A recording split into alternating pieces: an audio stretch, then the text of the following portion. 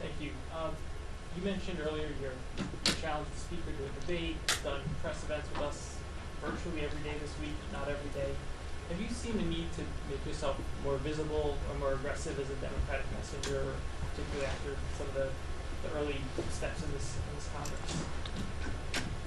I think we're going to continue to be called upon every day, every week, every month to aggressively push back on the reckless Republican agenda and articulate our affirmative vision for building an affordable economy that makes life better for everyday Americans.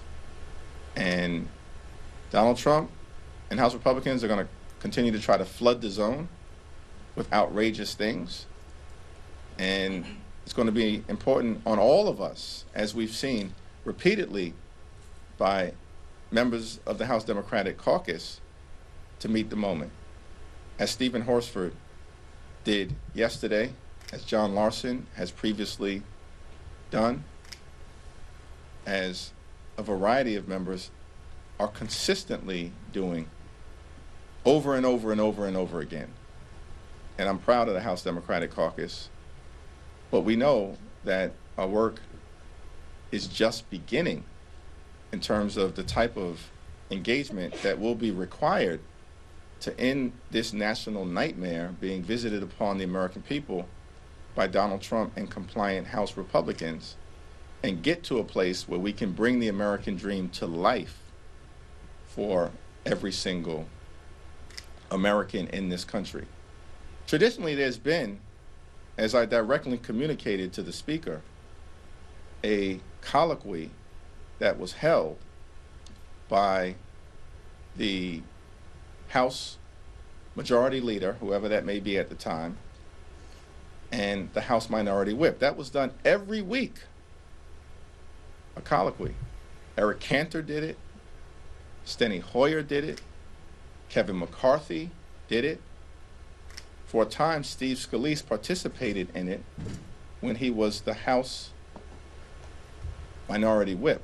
For some reason, last Congress and into this Congress, they've stopped the practice, which I pointed out to Speaker Johnson, who I regularly communicate with, privately, and then of course publicly.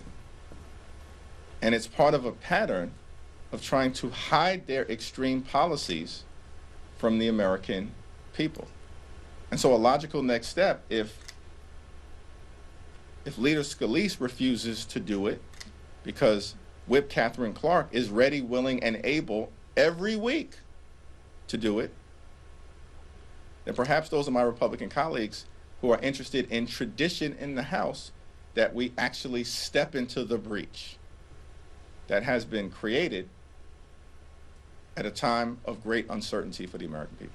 If I could just follow up briefly, has your approach changed at all since the CR fight, when there were a lot of complaints, at least outside this building, about how Democratic leaders were approaching the moment? Our approach certainly hasn't changed, because as far as I can tell, were there any complaints about the approach that House Democrats took as it relates to the continuing resolution fight?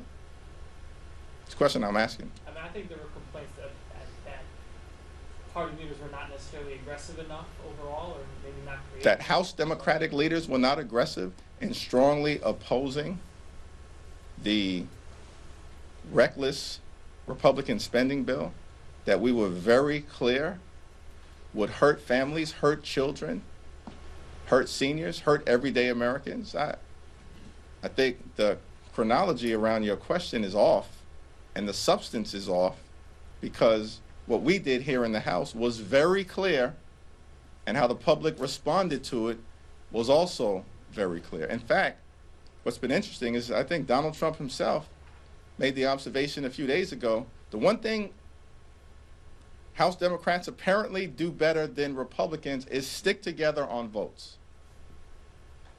That's the opposition making that observation. So I think the facts speak for themselves.